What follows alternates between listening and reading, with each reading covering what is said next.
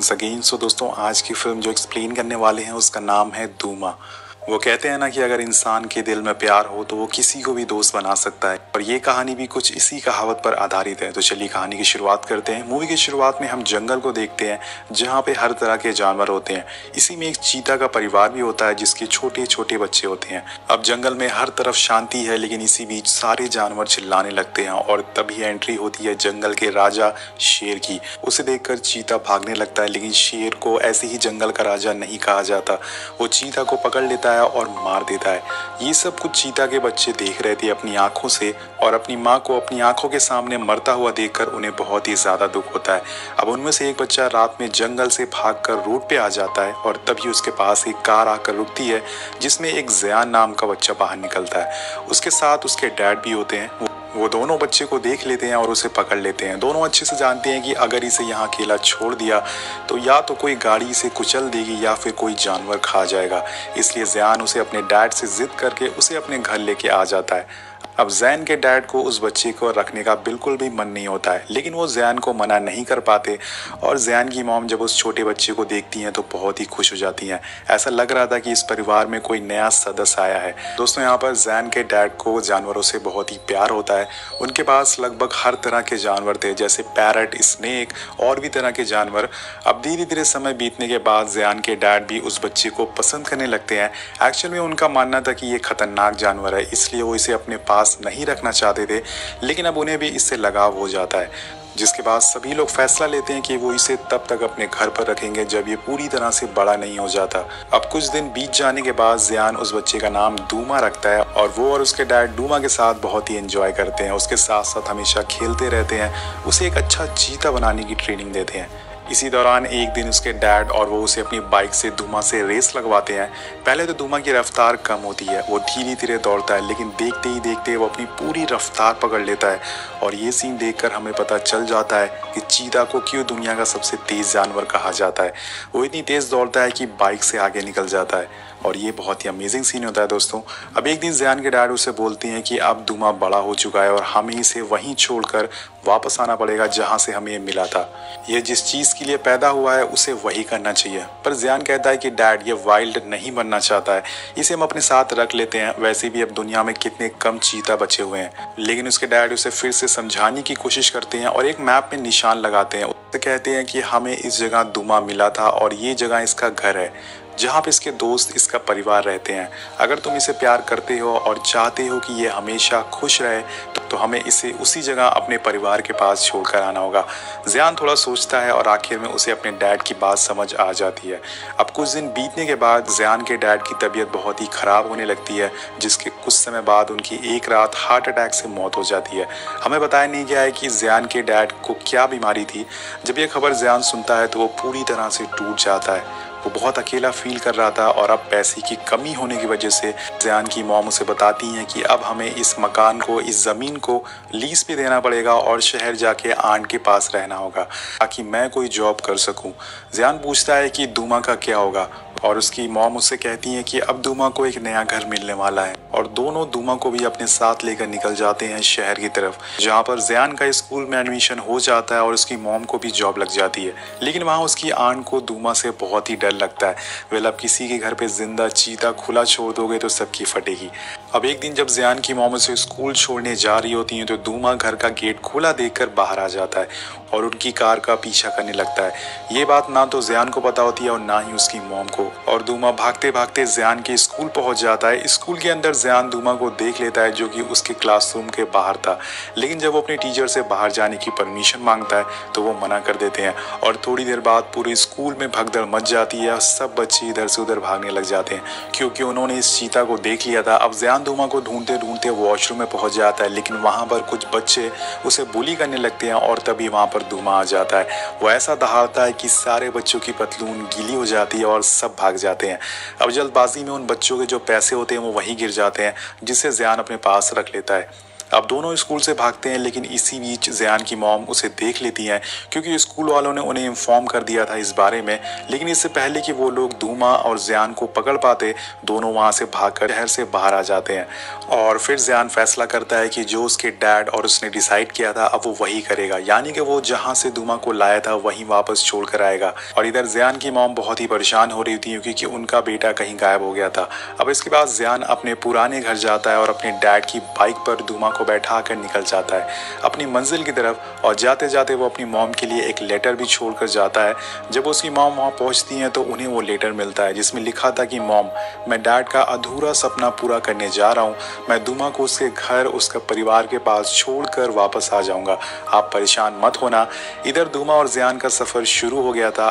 काफी दूर जाने पर ज़ियान उसी मैप को देखता है जिस पर उसके डैड ने निशान लगाया था कि धूमा को कहाँ छोड़ना है। इसके बाद वो फिर से निकल पड़ता है। ज़ियान को पता होता है कि ये सफर आगे चल के बहुत खतरनाक होने वाला होता है और तभी पहली मुसीबत आ जाती है। बाइक का पेट्रोल खत्म हो जाता है और जिस जगह पर ये दोनों हैं आसपास कोई मदद करने वाला नहीं है।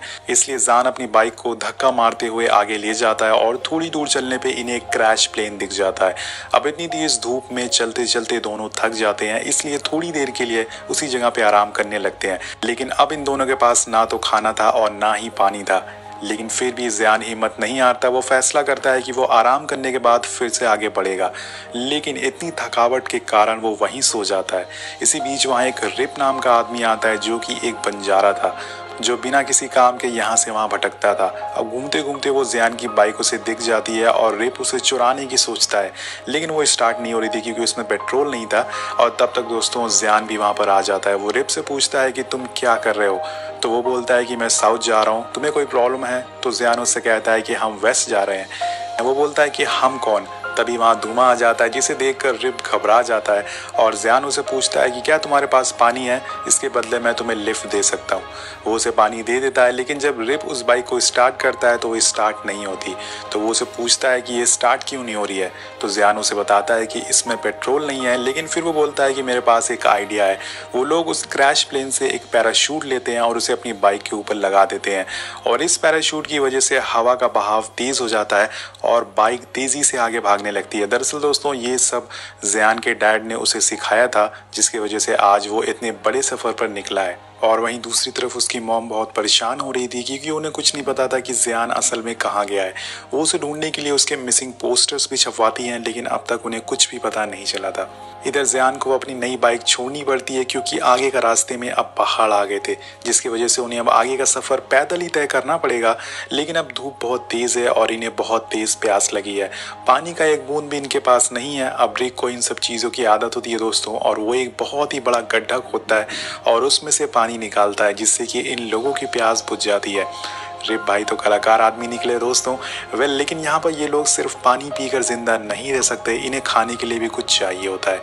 तभी ज़ियान को एक शतरमुर्ग दिखता है। वो धूमा से कहता है कि जा, तुम्हें उसका शिकार करना होगा। वो उसे शिकार करने का तरीका बताता है, लेकिन धूमा ने आज तक कोई भी शिकार नहीं करा है, जिस वजह से वो उस शतरमुर्ग को नहीं पकड़ पाता। इसलिए टाइगर और शेर को जंगल में रहना चाहिए दोस्तों। तो आपको आज पता चल गया होगा। गाइस, अब इन्हें शिकार तो नहीं मिलता, लेकिन ये लोग शतरमुर्ग के अंडे तक पहुंच जाते हैं और वो उसे खा के अपनी भूख मिटा लेते हैं। अब डिनर करने के बाद रिप ज़ियान से पूछता है कि तुम्हें कहाँ जाना है। तो वो उसे मैप को दिखाता है जो कि उसके डैड ने उसे दिया था। रिप बोलता है कि जिस जगह तुम जा रहे हो वो यहाँ से मीलों दूर है और वहाँ जाने का मतलब है अपनी जान से खेलना। ज़ियान बोलता है कि मैं इससे डरता नहीं हूँ, मुझे वहाँ तक पहुँचना है किसी भी हालत में। जिसके जवाब में रिप कहता है कि तुम्हें डरना चाहिए, ज़्यादा स्मार्ट मत बनो, बच्चे तुम तो मरोगे या मुझे भी साथ लेकर मरोगे। और कुछ देर सोचने के बाद रिप उसके साथ जाने का मन बना लेता है। वो बोलता है कि मैं तुम्हें आधे रास्ते तक छोड़ सकता हूँ, जिसके बाद हमारे रास्ते अलग हो जाएंगे। और ये दोनों उसी जगह रात बिताते हैं और अगली सुबह फिर निकल जाते हैं मंजिल की तरफ। लेकिन थोड़ी दूर जाने पर ज़ियान अपना कैंपस निकाल के देखता है तो इन लोगों ने गलत रास्ता चुन लिया था और ये नॉर्थ की तरफ जा रहे थे। लेकिन वो रिप को इसके बारे में कुछ नहीं बताता। आगे बढ़ने पर उन लोगों को एक खदान मिलती है, लेकिन इसी बीच वहाँ एक हेलीकॉप्टर आ जाता है और इस हेलीकॉप्टर में ज़ियान की मॉम होती है। वो उसे ढूंढने के लिए पूरी जान लगा रही होती है दोस्तों। लेकिन तभी ज़ियान रिप को एक खंडर में छुपने के लिए बोलता है जिसे वो लोग उन्हें देख ना पाए। थोड़ी देर बाद वो हेलीकॉप्टर वहां से चला जाता है, जिसके बाद तीनों फिर से आगे बढ़ना चालू कर देते हैं। और इसी बीच रिप को एक हीरो की यानी कि डायमंड की खदान दिखती है, वो उसके अंदर जाने लगता है। रिप को लग रहा था कि इसके अंदर अभी भी डायमंड हो सकते हैं और वो उसे अमीर बन सकता है, लेकिन जैसे ही वो उसके अंदर जाता है उसके ऊपर बहुत सारी मिट्टी गिरने लगती है और वो उसी के नीचे दब जाता है। अब अंदर से रिप की चीखने की आवाज़ आती है। जब ज़ियान और दूमा अंदर जाते हैं तो उसे रिप को पूरी तरह से मिट्टी के अंदर धंसा हुआ मिलता है और वो फौरन ही उसके मुंह से मिट्टी हटाते हैं, लेकिन एकदम से वो रुक जाता है और रिप से बोलता है कि तुम हम लोगों को गलत रास्ते क्यों ले जा रहे थे। रिप कहता है कि वो उसे माउंटेन के रास्ते से लेके जा रहा था जिससे वो लोग जल्दी पहुंच सके, लेकिन ज़ियान उससे कहता है कि तुम हमें नॉर्थ की तरफ ले जा रहे थे जिससे तुम मुझे और दूमा को पुलिस के हवाले कर दो, जिसके बदले में तुम्हें अच्छे खासे पैसे मिलेंगे। तो यहाँ पर ज़ियान रिप की चाल समझ गया था और वो उसे वहीं छोड़कर अकेला ही निकल जाता है। थोड़ी दूर चलने पर उसे एक नदी मिलती है। ज़ियान डिसाइड करता है कि वो नदी के सहारे आगे बढ़ेगा, जिसके लिए वो एक लकड़ी की बोट बनाता है और उसमें दूमा को लेके बैठ जाता है। लेकिन ये नदी आगे जाके एक झरने में मिलने वाली थी और इसी बहाव की वजह से दोनों पानी में गिर जाते हैं, लेकिन किसी तरह से तैर कर ये लोग अपनी जान बचा लेते हैं। इसी नदी में दोस्तों बहुत सारे क्रोकोडाइल भी होते हैं, मगरमच्छ भी होते हैं, लेकिन ये लोग किसी तरह से उनसे बच बचाकर अपनी जान बचाकर किनारे पे आ जाते हैं। अब आगे बढ़ने पर ये दोनों जंगल में पहुंचते हैं और चलते चलते दोनों बहुत ही थक जाते हैं। इन्हें काफ़ी भूख लगी होती है और यहीं पर इन्हें बहुत सारे जंगली जानवर दिखते हैं। दूमा उनका शिकार करने वाला होता है, लेकिन सभी उसे देख लेते हैं और भगदड़ मच जाती है। इसी भगदड़ में ज़ियान और दूमा अलग हो जाते हैं। ज़ियान उसे ढूंढने की हर तरफ कोशिश करता है, लेकिन दूमा उसे कहीं नहीं मिलता क्योंकि वो जंगल में लगाए एक पिंजड़े में कैद हो गया था जो कि इंसानों ने लगाया था। वेल गाइस, अब रात हो जाती है, लेकिन ज़ियान हार नहीं मानता। वो अभी भी दूमा को ढूंढता रहता है। तभी उसके पीछे एक जंगली सूअर पड़ जाता है और वो अपनी जान बचाने के लिए उसके आगे आगे भागता रहता है, लेकिन तभी उसका पैर एक पत्थर से लग जाता है जिसके टकराने की वजह से वो गिर कर वहीं बेहोश हो जाता है। जब उसकी आंख खुलती है तो वो खुद को रिप के पास पाता है जिसने दूमा को भी पिंजरे से छुड़ा दिया था। अगली सुबह ज़ियान रिप से माफ़ी मांगता है और उससे बोलता है कि मुझे तुम्हें वहाँ अकेला छोड़कर नहीं आना चाहिए था। इसके बाद रिप ज़ियान को खुद के बारे में बताता है, जिसमें वो कहता है कि मैं अपने गांव, अपना परिवार सब कुछ छोड़कर शहर गया था ताकि वहाँ जाके मैं कुछ पैसे कमा सकूं, लेकिन मैं नाकाम रहा और मुझे कुछ गलत कामों की वजह से जेल भी जाना पड़ गया, जिसके बाद मैं सब कुछ छोड़कर अपने गांव वापस जाना चाहता हूं। अब इस जंगल में ये तीनों बहुत ही भूखे होते हैं दोस्तों। वो लोग दूमा को एक हिरन का शिकार करने को कहते हैं, लेकिन वो इस बारी भी नाकाम हो जाता है। क्या टाइगर बनेगा रे तू, तुझसे एक शिकार भी नहीं होता। अब वेल दोस्तों, इस नाकामी के बाद इन लोगों को नदी के दूसरी साइड पे एक कैंप दिखता है जहाँ पे कुछ लोग पार्टी कर रहे थे। इनके पास बहुत सारा खाने का सामान होता है। अगली सुबह ज़ियान उनके कैंप में एक जख्मी बच्चे की हालत में पहुंचता है। उसे तकलीफ में देखकर सारे लोग उसके पास आते हैं और तभी ज़ियान अपनी शर्ट खोल देता है जिसमें से एक सांप बाहर निकलता है। इसे देखकर सभी लोग भागने लग जाते हैं और इसी का फायदा उठा के दोनों उन लोगों का सारा खाना चुरा लेते हैं और इन्हें वहाँ एक बोट भी मिलती है, जिसके बाद ये लोग उसे लेके एक बार फिर से नदी के सहारे आगे बढ़ना शुरू कर देते हैं। ज़ियान के पास जो पैसे होते हैं जो उसने स्कूल से बच्चों से मिले थे वो उन्हें रिप को दे देता है और कहता है कि ये रख लो, ये तुम्हारे काम आएंगे, लेकिन वो उन्हें लेने से मना कर देता है। बट ज़ियान के काफ़ी बोलने के बाद वो उन्हें ले लेता है। इसके बदले में वो उसे खदान में मिले हीरो में से एक हीरा देता है और कहता है कि इसे तुम हमेशा अपने पास रखना, जिसे तुम हमेशा मुझे याद रख सको। अब दोस्तों, नाव का सफ़र पूरा हो जाता है, जिसके बाद दोनों पैदल चलना शुरू कर देते हैं। अब रिप को इस जगह के हर एक कोना काफ़ी अच्छी तरह से मालूम होता है क्योंकि उसका गाँव यहाँ से थोड़ी दूर पर था। अब यहाँ पर रात हो जाती है और रिप ज़ियान और दूमा को लेके एक गुफा में जाता है, जो उसे बताता है कि वो पहले यहाँ अपने दादाजी के साथ आया करता था, लेकिन उनके जाने के बाद यहाँ कोई नहीं आता। यहाँ ज़ियान अपने डैड को बहुत ही मिस करने लगता है और वो रिप से बोलता है कि मेरे डैड एक दिन अचानक से गायब हो गए, ऐसा क्यों हुआ, वो मुझे छोड़कर क्यों चले गए। तो रिप कहता है कि हम सब एक नदी में बह रहे हैं और हमें एक न एक दिन जाना है, और उससे बोलता है कि तुम दूमा को छोड़ के वापस अपनी मॉम के पास चले जाना क्योंकि तुम्हारे सिवा उनके पास कोई नहीं है। अब मैं भी अपने गाँव, अपने परिवार के पास चला जाऊँगा। अगली सुबह दोनों फिर से आगे बढ़ते हैं, लेकिन इसी बीच वहाँ मधुमक्खियों का झुंड आ जाता है जो कि बहुत ही खतरनाक होता है। रिप ज़ियान को एक चादर से ढक देता है, लेकिन वो खुद को बचा नहीं पाता। वो मधुमक्खियाँ उसके पूरे शरीर पे काट लेती हैं और धीरे धीरे दिन ढलने लगता है। अब यहाँ पर दोस्तों रिप की तबीयत बहुत ही बेकार होने लगती है, बिगड़ने लगती है। उसका पूरा शरीर सूज जाता है और अब वो पहचान में भी नहीं आ रहा था। थोड़ी देर में रात हो जाती है, जिसके साथ साथ काफ़ी तेज़ बारिश भी होने लगती है, जिस वजह से इन लोगों को आग जलाने में भी बहुत ही दिक्कत आ रही थी।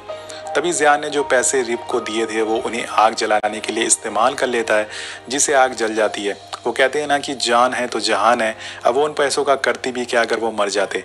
आगे बढ़ते हैं दोस्तों। अब जियान यहाँ देखता है कि रिप की हालत बहुत ही खराब होती जा रही है और अगर उसने कुछ नहीं करा तो वो मारा जाएगा। इसलिए वो फैसला करता है कि वो उसकी जान बचाने के लिए उसके गाँव जाएगा और वहाँ से उसके परिवार से मदद मांगेगा। वो दूमा को बोलता है कि तुम यहीं पर रुकना, इसके साथ मैं आता हूँ।